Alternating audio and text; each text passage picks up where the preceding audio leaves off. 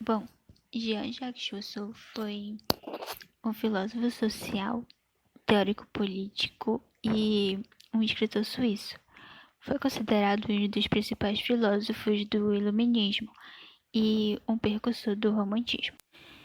Suas ideias influenciaram a Revolução Francesa. Em sua obra mais importante, O Contrato Social, desenvolveu sua concepção de que a soberania reside no povo. Rousseau nasceu em Genebra, Suíça, no dia 28 de junho de 1712. Ele era filho de um relojoeiro calvinista e ficou órfão de mãe logo ao nascer. Ele foi entregue a uma família que lhe deu uma educação calvinista, mas apesar disso ele nunca perdeu o contato com o pai. Um dado curioso sobre a juventude de Rousseau é que ele foge da cidade onde ele morava, só que o mais curioso é o motivo pelo qual ele faz isso. Certo dia ele estava andando pelos arredores da cidade, que era cercada por um muro, e os portões dessa cidade fechavam no certo horário. E nesse dia, quando ele estava voltando, ele se depara com os portões fechados e decide ir embora. Depois que ele foge e fica sem meios para se manter, ele procura uma instituição católica e manifesta sua vontade de se converter.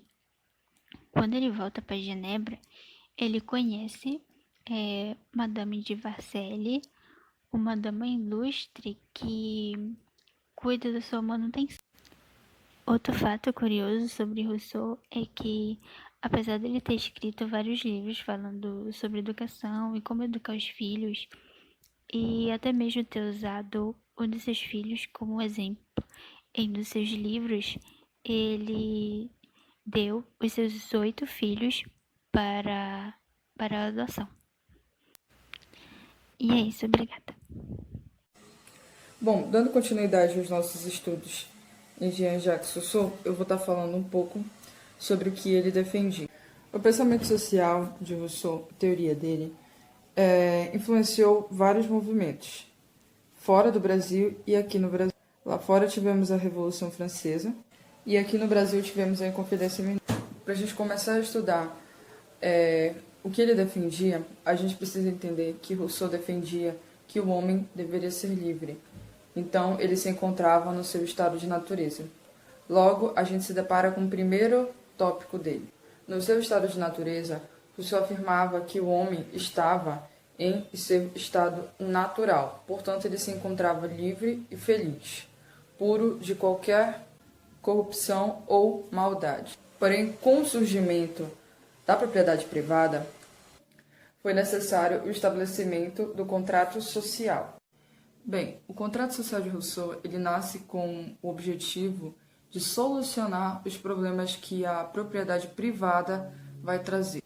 Porque dentro do seu estado natural, ele não precisava se preocupar com a regulamentação da propriedade privada, porque no estado natural ele se encontrava livre. Dentro dessa regulamentação, a gente chega à instituição do governo, das leis e da moral. Rousseau afirmava que para ter um governo justo, esse governo precisaria unir o estado de natureza do homem, reaproximando ele da sua natureza e, ao mesmo tempo, atendendo à demanda coletiva. Porque na ideia de Rousseau, se o homem estivesse longe do seu estado natural, ele se tornaria corrupto. Bem, dentro dessa análise, a gente pode lembrar daquela frase dele muito conhecida, de que o homem é bom, mas a sociedade o corrompe. Rousseau nasceu em 1712, século XVIII. Ele recebeu a educação religiosa tradicional da época. Se contrapondo a essa educação vigente, escreveu o livro Emílio, ou Da Educação. Emílio era um aluno fictício, já que Rousseau não conseguiu tutelar uma criança. Nesse livro, ele defende o que ele chama de educação negativa, que é dividida em períodos de 0 a 5 anos, dos 5 aos 12 e dos 12 aos 20. O livro conta a história de Emílio, desde o nascimento até o casamento com Sofia. Emílio é educado para ser um homem independente, autônomo e livre, um líder familiar e responsável pela educação de uma próxima criança, o que Rousseau chama de preceptor. Já Sofia foi educada para ser uma esposa submissa e responsável pelo desenvolvimento emocional da criança. Na época, a criança era vista como um pequeno adulto, inclusive nas relações de trabalho. Rousseau, no livro, dá a devida importância à infância, tratando-a como uma criança, um ser em formação. Para Rousseau, a educação serve para criar a autonomia e liberdade do homem, que Rousseau descreve em O Contrato Social. Se o homem nasce bom e a sociedade o corrompe, a criança deve ser preservada dessa corrupção. Em Emílio, o preceptor, que seria Rousseau, educa a criança priorizando a formação física, moral e natural, sem o ensino formal até os 12 anos. O conhecimento para ele surge da observação das coisas, de uma maneira livre e lúdica, porém disciplinada. Tem uma citação de Rousseau que diz que a criança corra, se divirta, caia 100 vezes, tanto melhor, aprenderá mais cedo a se levantar. A educação para Rousseau vem da observação e do contato com as coisas e com a natureza. Para Rousseau, o desenvolvimento natural vem primeiro e depois o intelectual. Rousseau revolucionou a pedagogia através da valorização da criança como indivíduo. Hoje, no século XXI, a educação e principalmente a pedagogia segue diretrizes com a BNCC que são muito inspiradas nas teorias de Rousseau sobre a educação. De acordo com essas ideias de Rousseau de que a criança deve aprender por meio da brincadeira e do contato com as coisas, o nosso grupo desenvolveu uma atividade bem lúdica para o pedagogo trabalhar com as crianças de educação infantil de 0 a 6 anos.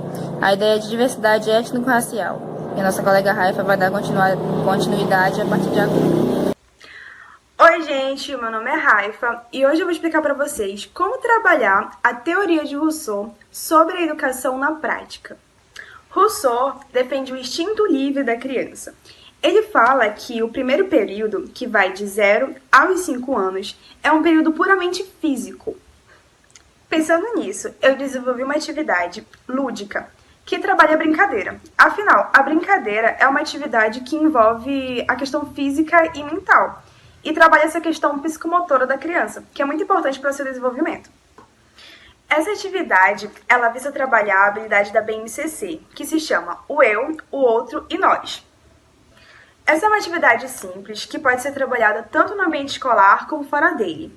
Eu fiz essa atividade com meu sobrinho de 4 anos.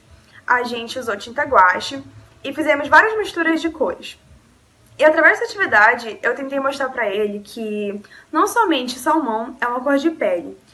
Por exemplo, nós misturamos verde com vermelho, que resultou em marrom, né? E mostrei para ele que marrom também é uma tonalidade de cor de pele. Beijo na tua mão.